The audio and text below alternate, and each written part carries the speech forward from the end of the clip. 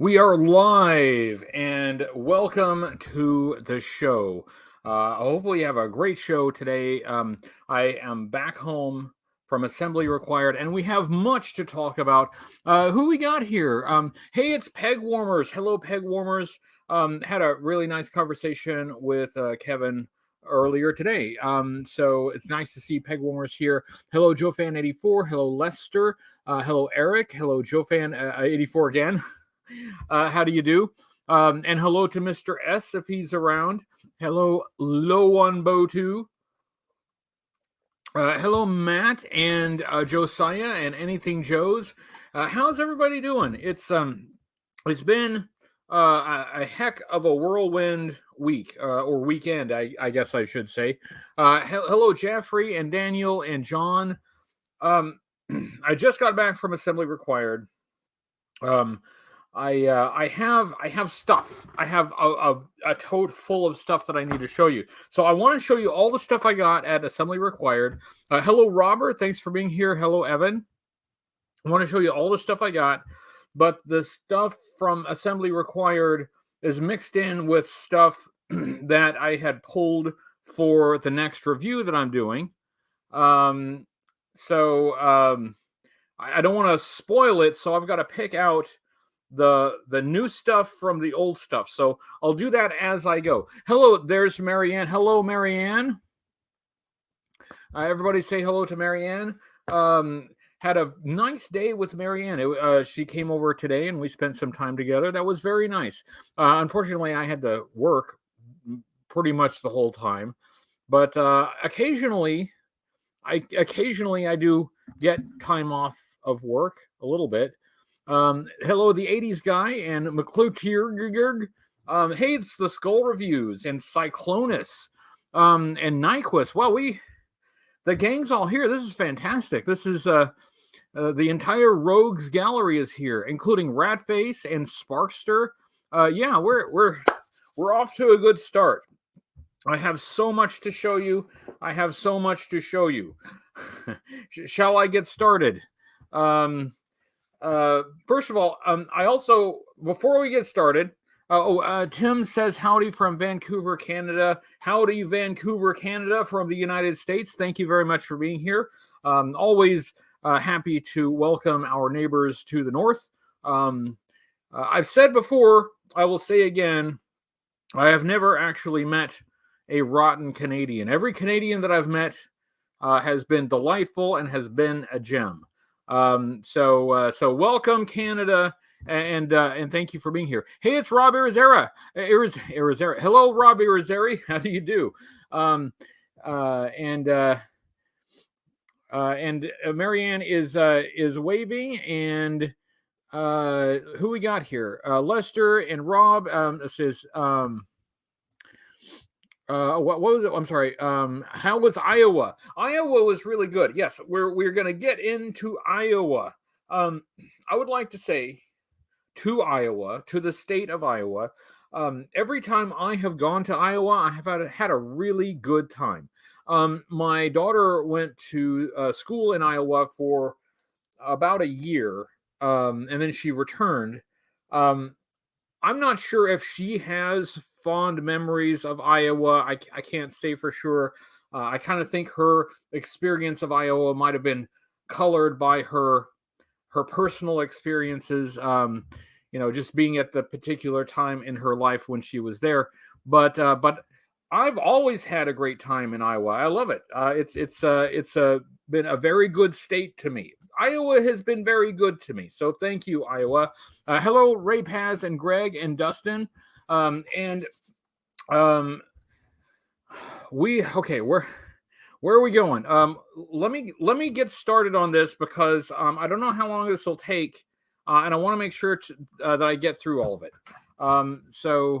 Let me start with some stuff that I got at assembly required. For those who are not aware, assembly required is the annual G.I. Joe convention in Des Moines, Iowa, and I've gone the last couple of years. I've gone three years total, but not in a row. But I've gone the last 2 years, and I'm going to try to make that a regular annual thing. Yeah, this is their theme this year. Their theme this year was Cold Slither, and this badge that I got, which with my name printed on it. This badge is high quality. This is nice. This is really solid, and it's got some great artwork, on both sides. This is cool, but this is the kind of thing that you get from Assembly Required, the kind of theming and branding. So yeah, Cold Slither was their theme, and we're going to talk more about that. Yeah, this is what's cool about this shirt too. On the back, it has the tour dates on the back. So all of the artwork and graphics at Assembly Required is always on point. It's just really amazing. Looks better than the badge you got from NYCC 2023. It's nice. This is better than most of the badges that I've gotten at shows. This is a keeper. This is a keeper. Oh, Marianne says you didn't show that. I'm sorry. That's true. I didn't show this to you. I'll show this to you tomorrow. You can see my Cold Slither gear. I don't know that Marianne has seen the Cold Slither episode of the animated series. Hey, it's Christian Bricks. Hello, Christian Bricks. Won a 100% complete flag with box this week. Oh my goodness. Owned it less than 24 hours before I sold it, as I have no space for it. Well, first of all, thank you for the super chat. Thank you for being here. Hello from the United States, and a complete USS flag with the box. That is a sweet deal. And space is a challenge with that thing. That's why my flag is not assembled. It has some assembly required. But if you don't have space for it and you need to sell it, that is an item that can get you a pretty penny. So congratulations, Mr. Bricks, on your flag and your profit on said flag. And thank you again for the super chat, and thanks for always for being here. I'm always happy to see you here. Show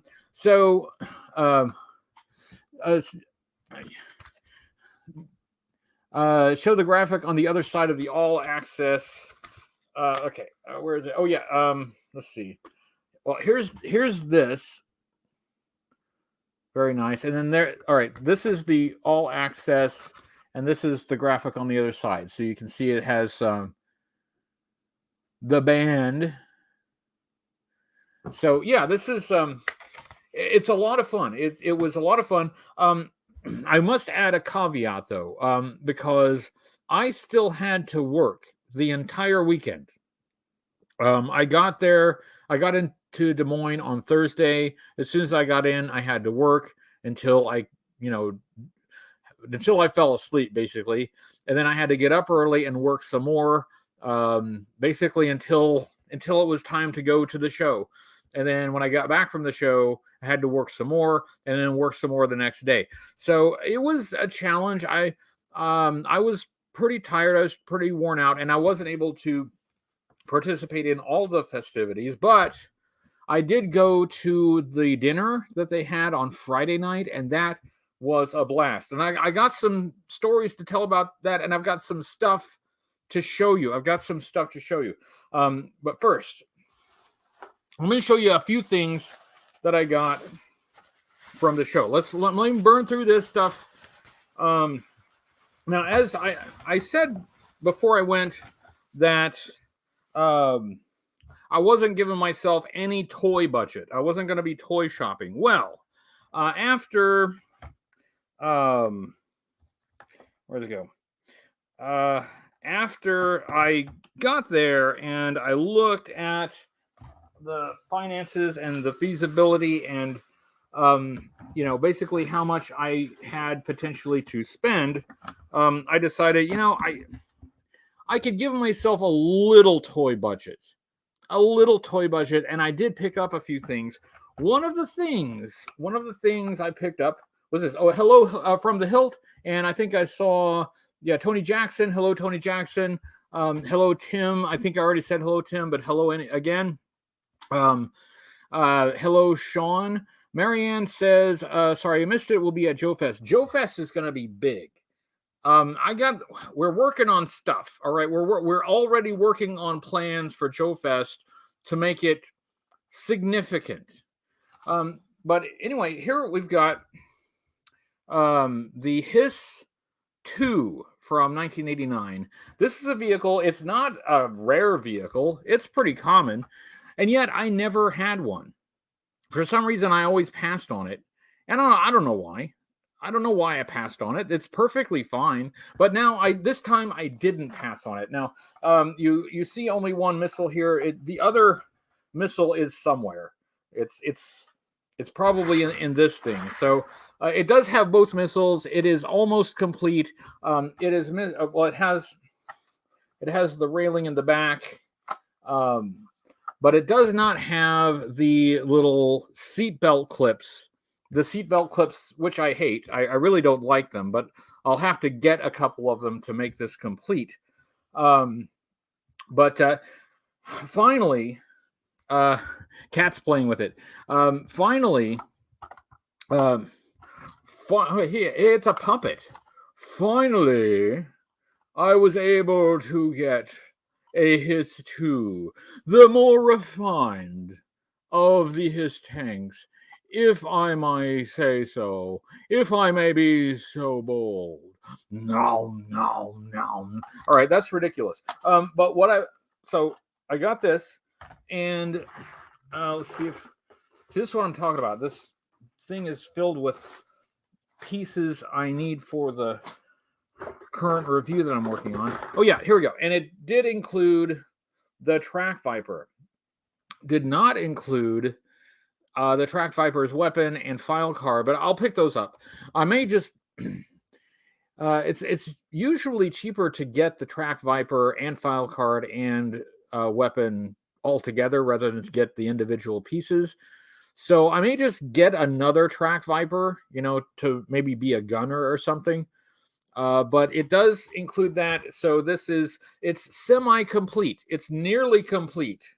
And so now finally I have the HISS 2, this big honking thing. And obviously I will complete it before I review it. I think this fine piece, this specimen, may be reserved for perhaps a Cobra Convergence event. It requires a special occasion to really be worthy of this fine machinery here. Hey, Peg Warmers, nice to see you. Thanks for being here. Peg Warmer says, hey, Hoodie. Hey, Peggy. Wait, no, that is... Oh, no, I don't want you to get the nickname Peggy. I apologize for calling you Peggy. Oh, what the heck. If I start it, then if it catches on, then I can take the credit for it. Anyway, hey, Peggy, thanks for being here. Let me show you more stuff. Another thing that I got... hello, Comic Tropes. Comic Tropes says too late or too early, depending on how you look at it. I apologize. I have not been keeping up with Chris as well as I'd like to. We've started conversations and then I drift away because, well, I'm either tired or I'm working, and I'm having the hardest time. And it's not just Chris. I'm having the hardest time keeping up with anything. So my apologies, and I'm going to try to do better. I'm going to try to be a better friend because Chris has been a very good friend to me. Hello, Renegade Biker. Hello, John. And anyway, yes, you've been staring at it. Yes, I finally got this silly thing, Predacon. The where is it? Where's the logo? Yeah, the Lunatics Empire alien. Yes, the Lunatics. Peg Warmer says, I had a one-legged hiss driver as a kid, and I had to stick, had a stick that I would wedge into his T-bar. I called him Peggy the Peg Leg. I like it. I like it. And that is a hiss driver that is really dedicated. Still, fighting the Cobra fight on one leg. Hey, it's Firefly. It's nice to see Firefly. And he said, my achievement of the day was a peroxide de-yellowing of a hammerhead. It turned out great. That is fantastic. The hammerhead is a substantial vehicle, and the process of peroxide de-yellowing it has got to be a chore. So congratulations on doing that and on it turning out well. That's great. Comic Trope says, which came first, Predacon and G.I. Joe or Transformers? I'm pretty sure it was Transformers, because this is the phase, I think, where G.I. Joe was doing... It's strange to say that they weren't doing any things original when this thing is looks so unique, but they were trimming costs, and they were scaling back effort, especially by then, because the writing was already on the wall by this point that the line was going to be canceled and replaced with Sergeant Savage. So when it came to naming things, I'm guessing as much as possible they kind of used what they already had. So that's my theory anyway. So there's that. Got the little file card there. So this means I have all three of these ridiculous things. That's right. All three of these ridiculous things I have. So that is another gap in the collection filled. What else here can I show you? I gotta dig through here, because like I said, I've got a lot of this stuff I can't show you because it's for the upcoming review. There's an ash can for command files by After Action Report, and Greg Augustin. That's the guy's name. The writer of command files. They had the printer proof of command files at the show. I did back that, so I'm really happy to be able to see pretty much the final product. And so that'll be, we'll be getting it soon. And command files, for those of you that don't know, well, these are good examples here. For each character, it has a thorough bio, including, just their file card information, their different iterations, their appearances in comic book and animated series. So this is going to be a really helpful reference guide for making videos. Print reference material is incredibly valuable to me, and incredibly useful. So I love to get my hands on some. Hey, that's you. Hey, it's Greg. Hey, Greg, I got your thing. So command files, as soon as that hits, I'll show that to you guys as soon as I get my copy. Print reference material is extremely valuable to me.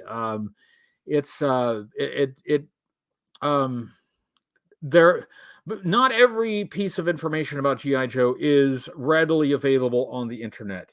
I have, as you can see, I have expanded my reference library quite a bit over the last few months, and I'll probably expand it more as we go. But print reference material has been invaluable to research over the, especially the last few years as I've gotten more print reference material. Cheapest Big Spenders, thank you for the super chat. Free Gung Ho from his POW cage. Yeah, where's Gung Ho? Hold on. First of all, let's admire the plushie. That's adorable. Adorable. So you're referring to, is this the gung ho you're referring to? I think.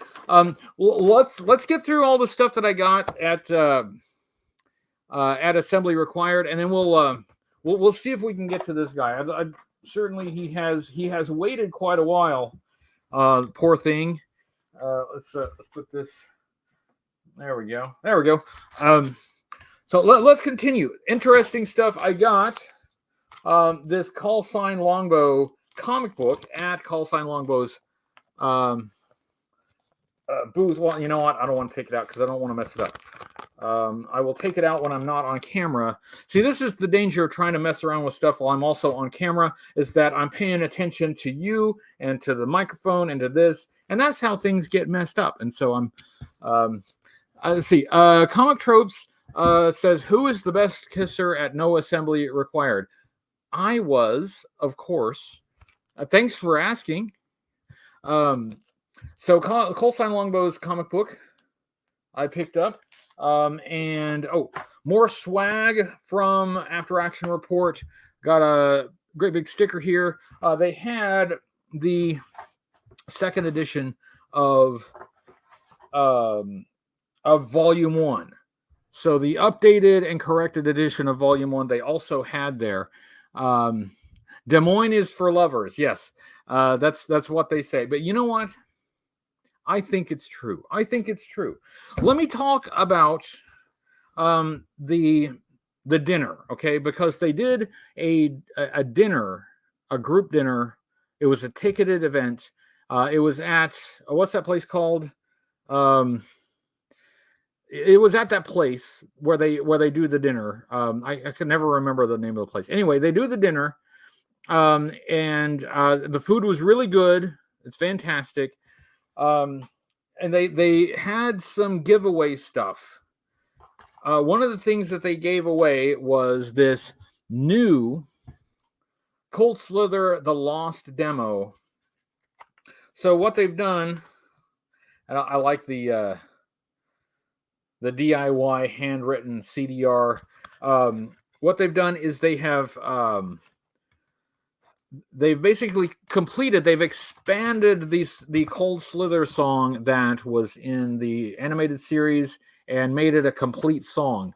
And okay, well, here's the sleeve. That's a Tickles. I think that's my favorite. But check this out.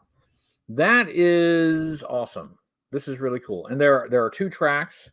There's Cold Slither, We're Cold Slither demo, and then over here, I can't read it that way.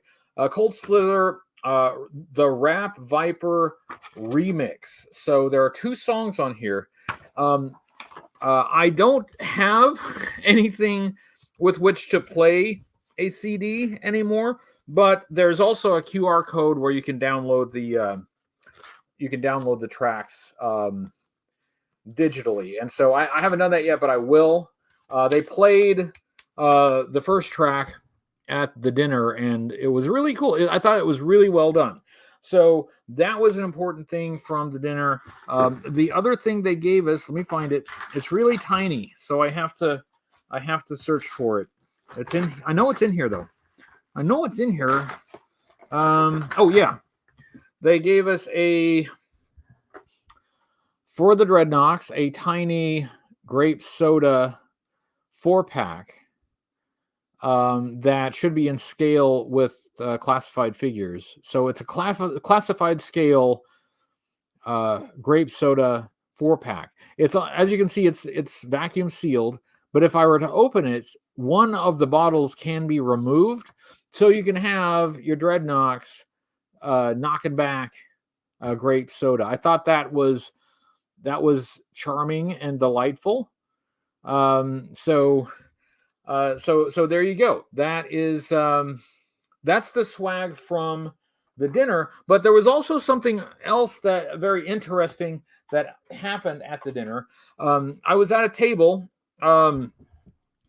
with other people, as you do.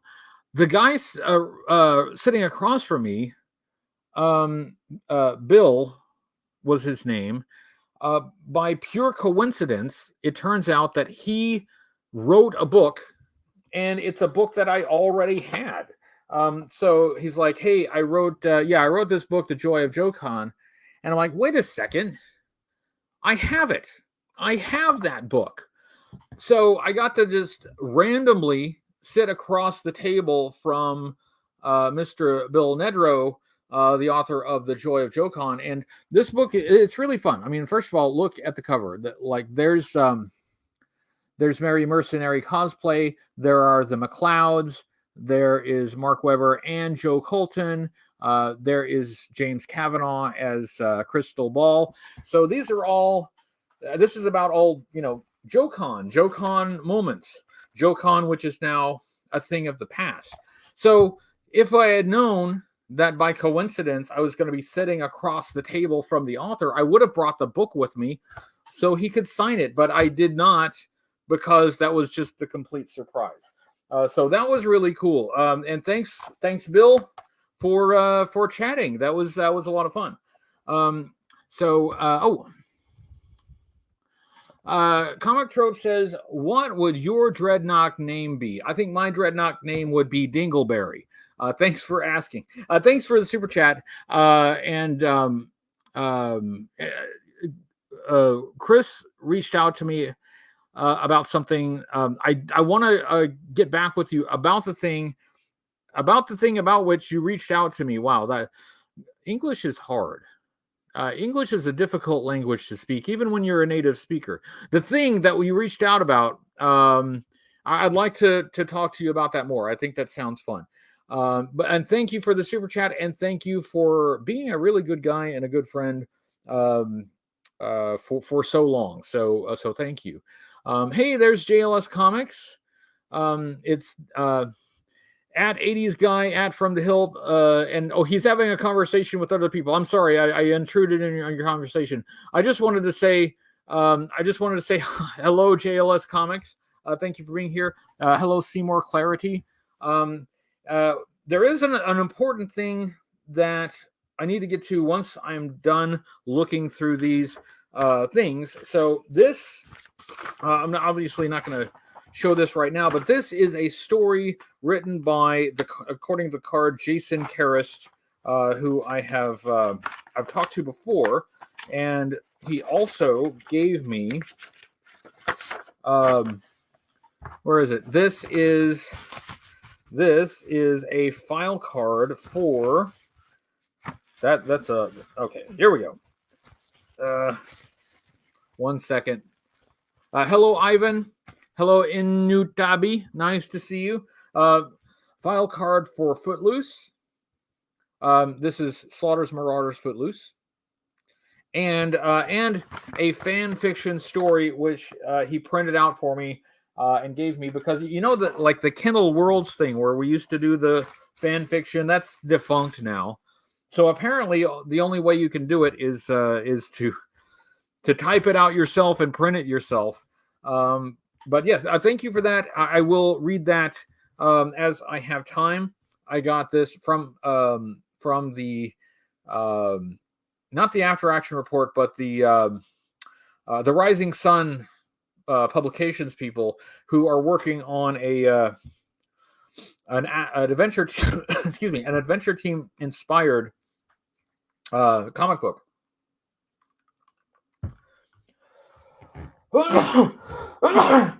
Excuse me. I'm kicking up a lot of dust here as we go. My apologies. So I got this pen. It's a very nice pen. And let's see. More things. Okay. I got some people's cards. I don't know if people necessarily want me to show their contact information on the screen. I didn't ask. Oh, by the way, in the parking lot, as I was headed back in on Saturday after lunch, I was stopped by a gentleman and his son. It was his son's birthday. I wanted to say thank you for stopping to talk with me. I appreciate the time, and happy birthday to your son. I did not ask you if I could give your name on the air. I should have. These are the things I don't think of, like asking if it's okay that I share your information when I'm standing there. But you know who you are, and thank you for talking with me. And happy birthday to your boy. We're almost done. We're almost done. We've got Mark II design. This is really cool. And for this, hold on. I got this out. I gotta pull Cobra Commander out of the box. Pardon me. Out of the box. There we go. I am kicking up a lot of dust while I'm doing this. So I had to pull out Cobra Commander, and I gotta pop Cobra Commander's head off, like so. Okay, because all right, Mark II Design, whom I've talked to several times now, did something really special and cool for me, and it is, let's see, there we go. This is tiny. I want to make sure that I don't drop it. It's a tiny me. So when in Dallas, when I was at the Dallas G.I. Joe show, he did a scan of my head, and then he printed said head, and then he I think that's on. And then he painted said head to look just like me. Look, it's me. Check that out. The likeness is pretty amazing. Look at this. He even got like the dent in my hair. He even got the hair dent. Yes, it's my even tinier head. So, and this is, of course, scaled to fit on the classified Cobra Commander. Not all of these classified figures have the same size ball on the neck, so they not all interchangeable. So there you go.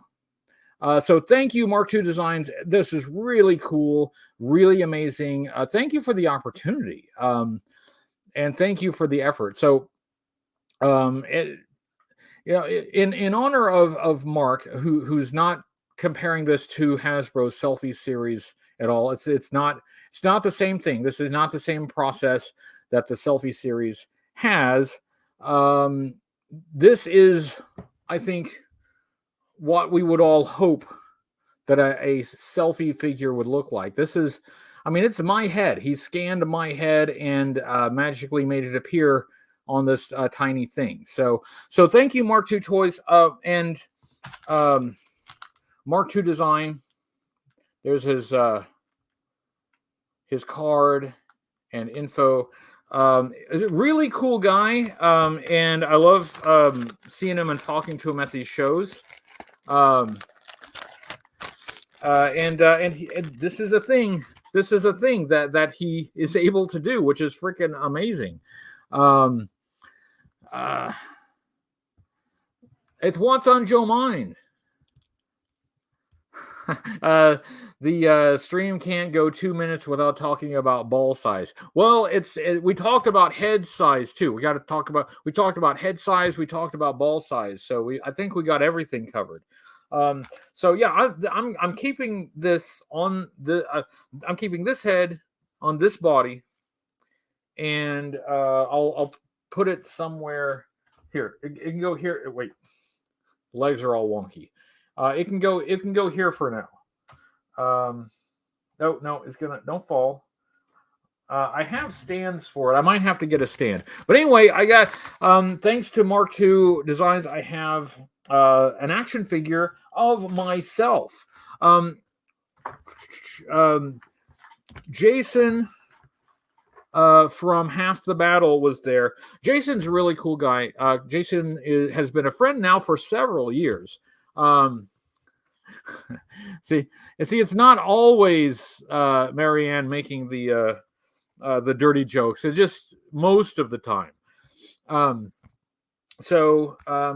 got some stickers. I got this Night Force Order of Battle sticker, and this classic GI Joe sticker with his son Alexander's face on it, and his son created a character for the upcoming line Operation Recall. And this is a graphic of the character that he created. This is so. I got some great stickers, and last, but not least by any stretch. Oh yeah. Check this out. I stole a What's on Joe Mind pen. They were just laying there. What's on Joe Mind pens, just there, and I'm like, you know what? I'm taking one, and I did. So that is a pen that I will cherish forever. So, okay, one of the guests at the convention was Michael Charles Hill. And I got this signed by Mr. Hill. Michael Charles Hill was the writer of the Cold Slither episode of the animated series. He wrote it. That was his baby. He created it, wrote the song, all of that. So he had a panel, and Jason Pegwarmer's Mark Webb will be right over to pick up his pen. I'd like to see him try. I'm cherishing this pen forever. So Jason did a panel with Mr. Hill, and he asked some questions about his background, about the episode, the famous episode, and how that all came about. Michael Charles Hill, he worked on the animated series. He worked on both animated series. He worked on the Sunbow series and the Deke series. And he did some other things for G.I. Joe as well. He's not someone that we have heard from extensively. This was only his second convention. He went to a Transformers convention before this because he did some stuff for Transformers as well. This was his first G.I. Joe convention. So in this panel, which is on the channel, by the way, you can look at it on the channel right now. Every time he answered a question, he gave us new information that we didn't have before.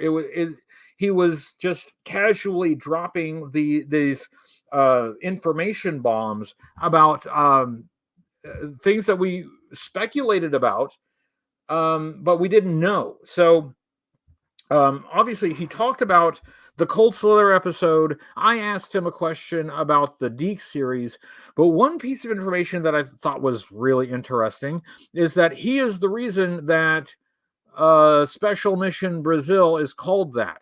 The Special Mission Brazil set, the Toys R Us set.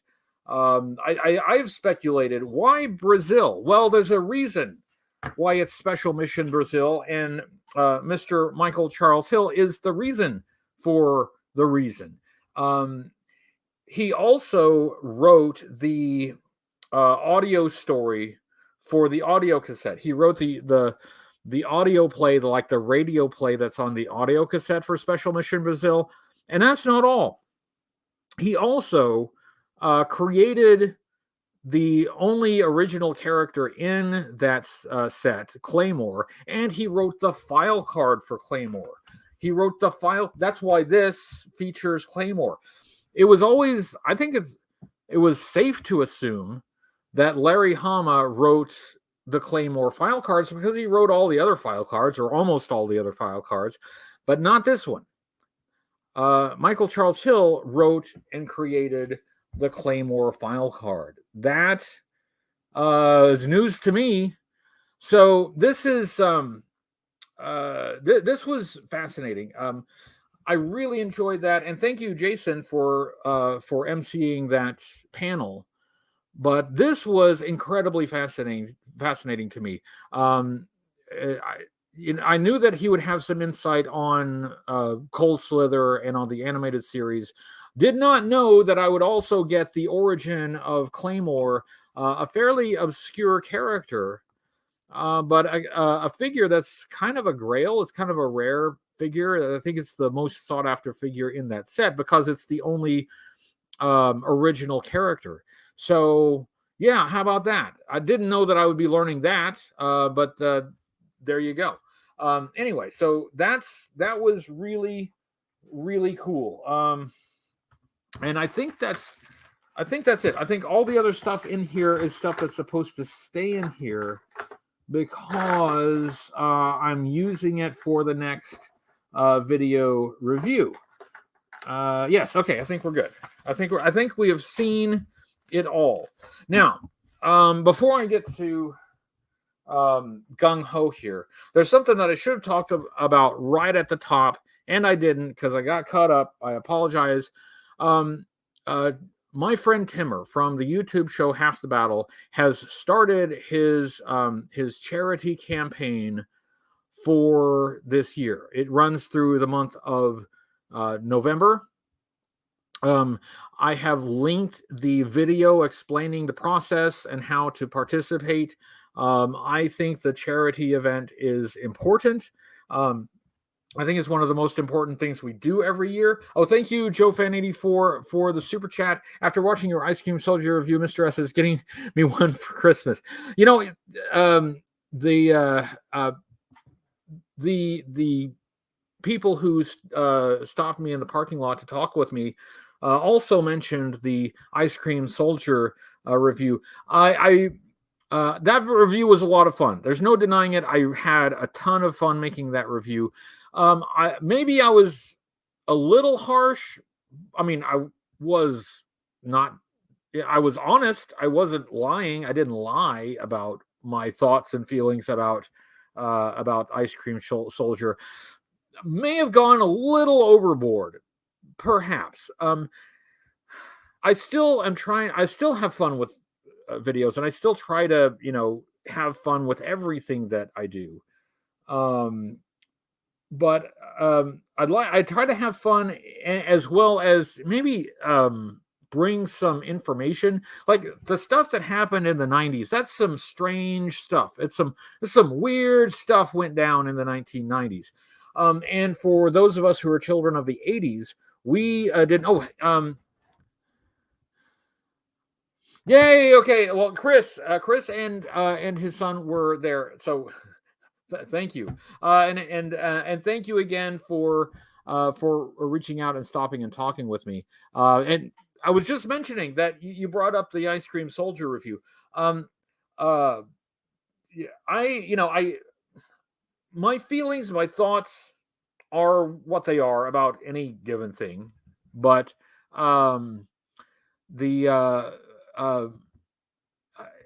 my approach more recently has been to, at the very least, try to find some information, try to bring something out that that maybe most of us didn't know before the review. There's a lot of stuff that happened in the 90s that we're really just now starting to get into and understand and get information about. So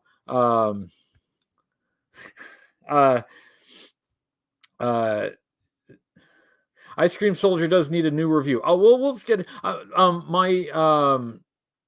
my Ice Cream Soldier action figure is actually with Timmer now. I sent it to Timmer. Timmer has it. But yeah, that's kind of my approach has evolved. I can't change my opinion about something. If I like something or dislike something, it just is what it is. But if I can, regardless of whether I like it or not, if I can try to dig out some information that anyone else might find useful, then I want to try to do that. And this is something that that I've kind of learned the hard way. Comic Tropes needs a 1-hour road toad analysis. Don't think I couldn't do it. Don't think I could not do that. I could do that. I absolutely could. Um, but this is something that I've learned the hard way, and that is that if I'm going to rant about something, if I'm gonna run around like my hair is on fire and smash tables and yell and scream, then I am I'm kind of setting myself up for eventually being shown to be just ignorant. I have found that it's easier to rant and rave and hate things when you're ignorant. Um, as I've gotten older and as I've gone on and as I've learned more, um, I found that like a lot of the things that I just thought were ridiculous and stupid and made no sense, um, before, when I actually learned more about the process, more about the people, more about how these things came about, I may still not like them, but I can at least understand them. So I think that's this is my warning to my future self. Warning to future self. Future self, come back and watch this, in the future, to be warned. Future self. um,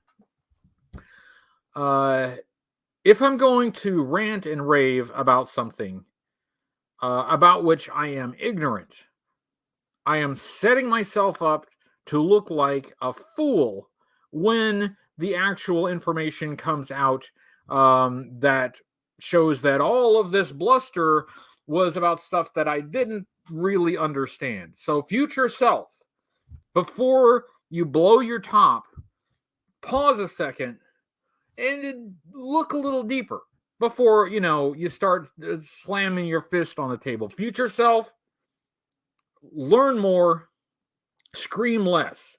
I have been screaming less. I will say that. I'll give myself credit for that. I have been screaming less. But that doesn't really change what I like or what I dislike. I still prefer the more military-oriented toys, the more realistic things. There are certain characters that I never cared for, and I still don't. I haven't. I have a greater appreciation now for something like Cobra Law, but I don't like Cobra Law. I haven't changed my mind and suddenly decided that I like something that I don't. And I think as a reviewer, it's part of my job to say that. I'm doing all of this research and digging into something. It seems kind of a cop out to not take a position on it. Like, I've done all this looking at it, and I can't tell you what I think about it. Marianne is right. The military aspect is what drew you to Stargate. Yes, especially SG-1. I really liked the military element of that show. I've enjoyed that very much, and that's one of the reasons why I've enjoyed following the show with Marianne when we have a chance to watch it.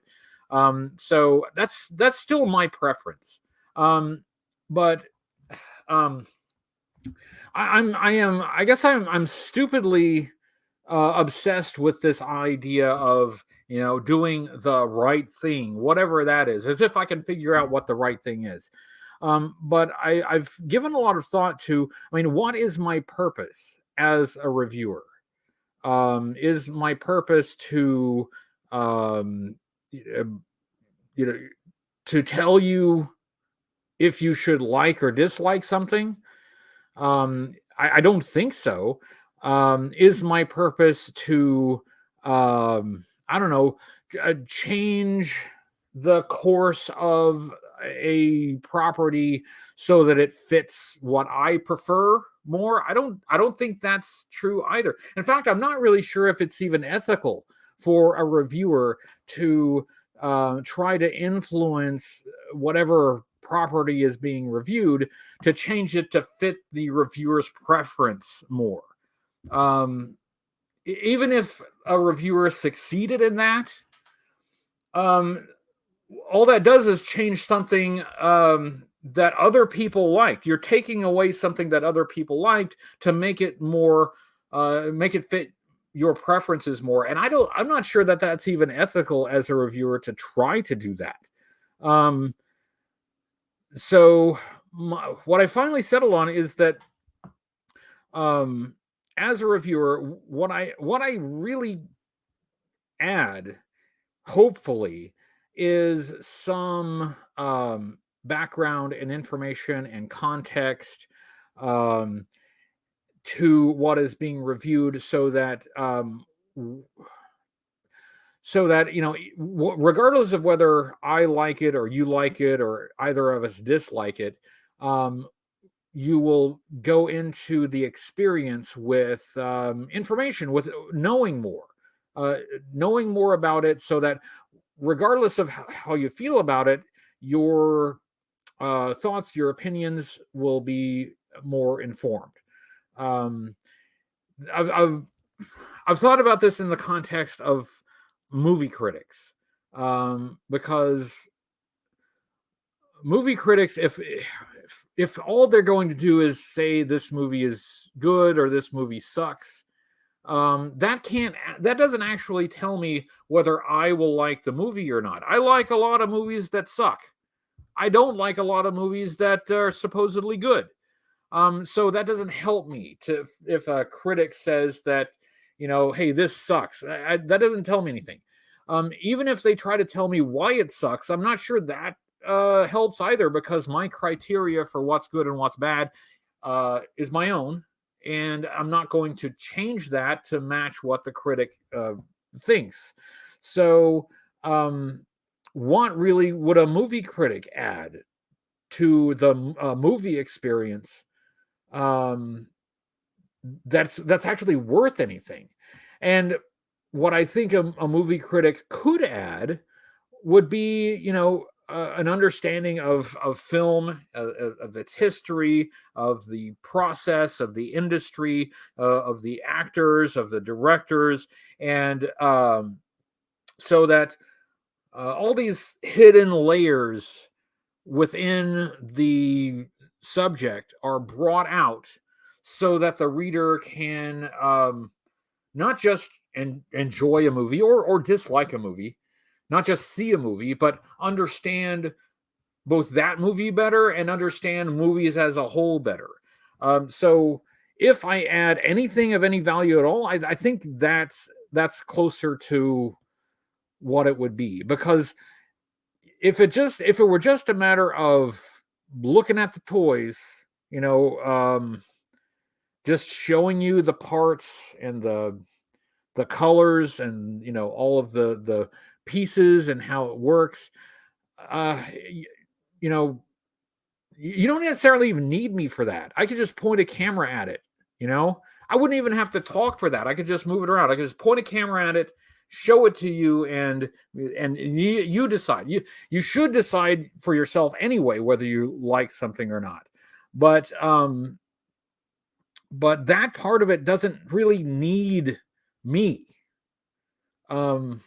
So to try to do things the right way, as if I can really know what that is, I'm trying to provide more of that, the information, the history, the knowledge, the background, the things that you might not have known about just by looking at the toy.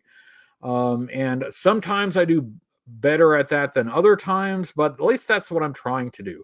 I don't want to waste your time. I don't want to sit here and spout a bunch of stuff that is not actually valuable to you. And I don't want to waste my time either spouting stuff that's not valuable to anyone. So, to make this venture worthwhile, I need to I need to work harder at it. I need to put more effort in, and I need to add more that's valuable. Now there is some value in just looking at the toy, and that's one of the reasons that I do the profiles. I do these cut down versions of the reviews where it's just looking at the toy. That's all it is, and for reference. That's I think there is some value in that, but that's not really me adding any value to it other than just pointing the camera at the toy. So that's not to say there's not value in that, but I feel like I should be doing more than that. So anyway, apologize for the tangent, but it's something I've been thinking about a lot. Something I've been thinking about. I want to, I want to do it right. I want to do good. I want to help. I want to make all of this better.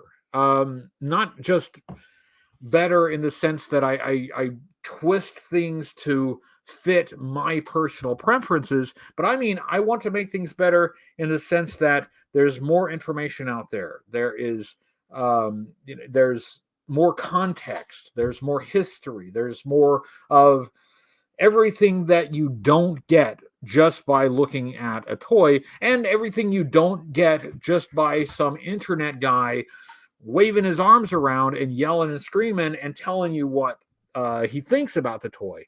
I just feel like there's more that I can do than that. Anyway, sorry, tangent over. Before we wrap up, which we've only got a few more minutes. Before we wrap up, I want to remind everybody of Timmer's charity drive, which is going on now. I will be donating a prize. I've been thinking about what prize to donate, and what I think might do is donate one of the figures from the HasLab Sky Striker. I haven't opened any of the figures from the HasLab Sky Striker. They're still all on the card. So I may offer one of those figures as a prize in Timmer's charity drive. Please check out the video. It is in the description. The link is in the description. I will be both donating a prize and I will be donating to charity. Although I will not be entering my name as a potential prize winner. I don't do that. I'd rather give a prize. I don't want to get a prize. So I will be participating, and I'll also be talking about it quite a bit more this month. But thank you, Timmer, for doing that. It's extremely important, and I appreciate it. And following this show, there is half the battle. There's What's on Joe Mind. What's on Joe Mind? Who they? I hear that they make excellent clicky pens. Excellent clicky pen. Like, listen to that click. It's a very, very satisfying click. It's a good click. That's a high quality clicky pen right there. And oh, you know what? I just noticed, like, man, I've run us out of time again. I've run us out of time again. I don't have time to open Gung Ho, but maybe next time we'll I'll try to set aside some special Gung Ho time. Once I feel bad for the guy. He's just been over there looking over my shoulder saying, "When are you going to get me out of this plastic prison?" But